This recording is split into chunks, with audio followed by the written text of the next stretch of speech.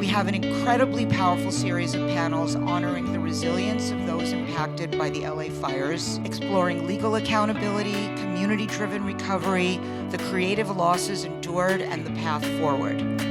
We're thrilled to welcome such an inspiring group of solution seekers and change makers.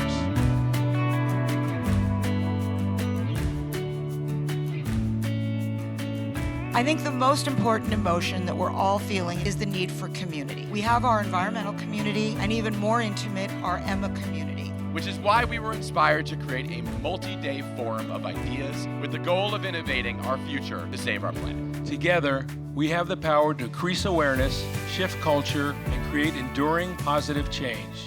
Now, let's get started. In January 2025, wildfires swept through LA County with devastating force. Emergency preparedness is not only something that's important to me as an issue, it is truly a way of life and a culture in our district. We can look back and see how this has maybe shifted the way that artists have kind of adapted to the realities of this. This heartbreak is what we as humans have been doing to other species on the planet for years. There are no climate havens anymore. Severe weather hits everywhere. People in California want to live in a healthier, more sustainable world. The good news and that I'm happy to share with you all today is we're moving fast. Can we rebuild at scale and be more sustainable in a way that can be more resilient? If all of us just listen to the people who have been impacted, we will know how we can use our powers and talents and resources to serve. It's really the future. It's where, we hope our kids and our generation is going and thinking this way because it is knowledge.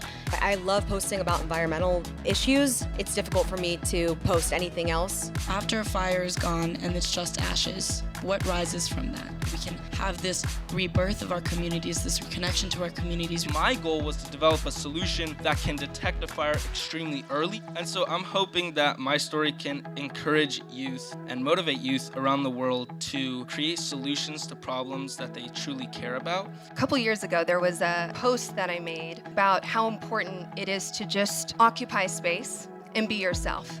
I can go to Barnes & Noble and buy a book today, but I'd love to support the public library. I can get in my car and drive, but I'm choosing to take public transit because it is meaningful to me. I'll go live with another gaming friend of mine. And again, we'll do something stupid like a shark tier list. And all of a sudden people are getting engaged in that conversation and going, well, now I have questions. This planet that we call home is too important for partisan politics. And the next generation of leaders has to create a movement that makes the environment a nonpartisan issue. As young people, we're thinking, okay, well, we have to do something. If you guys aren't going to do anything, we have to step up and do something. And that really gives me a lot of hope. We believe that having kids, and particularly little girls everywhere, see people that look like them doing things that are really cool and are going to change the world is really important. We've seen such incredible cost reduction across critical clean energy technologies over the past several years. Folks are investing in this not just because it's sustainable from an environmental perspective. They're doing it because it makes business sense, and that's a great turning point for us to be at. We are literally nothing without plants, and they also shape our consciousness. The conversation around STEM representation and sustainability. Are there any persistent myths or misconceptions that you wish that we could do away with? The act of science and engineering is creative, and it's often being done for the purpose of social good. We were the first carbon neutral winery in 2003. Some of the things that we really focus on is everything from, soil and how we plant. Any activity that is scientifically proven to drive fewer carbon emissions or remove carbon emissions from the atmosphere can issue a carbon credit. Essentially, this carbon credit is verifying that this business is doing what they're saying that they're doing. So we start managing our cattle all together in one herd. And what we have seen is an incredible growth of plants, but also the clouds and the rains. It's actually possible to exist in community with animals and humans. It's just that we've gotten so far away from it. If we can understand how we can get people to be willing to let their battery be a place to store energy when green energy is available. What is really important is to see how you can use nature and how nature can help you to make yourself even greener. I'm excited to get back to the values of sustainability and organic ingredients and everything that was the foundation of our skincare product. It also starts with the factory. How are these instruments made? In our case, 40% of our materials are recycled. When we say we want clear flowing rivers, clear air, biodiverse land, full of life, full of wildlife, then we will make decisions towards achieving it. The truly good and wonderful thing has been the support of our community.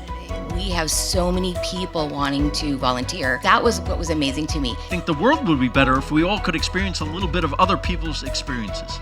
We had to find ways to find common ground solutions. That is the only way any conservation works around the world, is when people that are not like-minded come together to find common ground. Literally, we were brainwashed into thinking that it's better. And then when you grow up with something, if you educate more and get people away from that fear of the unknown, then it's an easier transition for them. Things happen where we start giving out water bottles to all of the crew, and then you're not using a whole bunch of plastic bottles. Everyone had to do mandatory sustainability training. These people are so invested in these animals, these environments, protecting the planet, so there was nothing mandatory about it. They were already doing this in their everyday lives. To really make a difference, it has to go beyond just us. You say, hey, here's a path forward for everyone to do it, and it's shared success. And I think people are going to want to follow along after. It's just a great way to keep people. You're going to have a core group of people invested. You'll want to keep growing. We have that platform that these autism providers take into the field in schools and communities to provide that therapy to those who need it.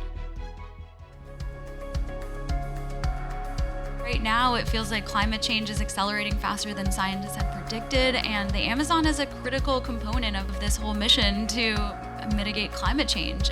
The devastation is just the greatest destroyer of species diversity anywhere, is this desire for inexpensive oil. I feel so much hope when I see the strength and the wisdom of the indigenous movement, especially coming out of Brazil, and they carry the spirit of guardianship that they carry, because truly we're all guardians. All of the documentaries out there speak about how much we know about nature, where in this case we want to be extremely excited about how wonderfully little we know about nature. It all comes down to storytelling and the power of stories.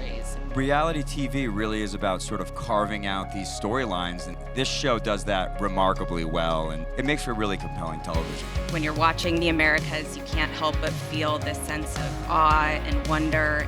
We knew that this type of biodiversity focus has never been done before, so it felt like the right time. We worked with all the local stations that are part of PBS and sent them wildflower seeds so that they can help build kind of these pollination habitats for bees around the country.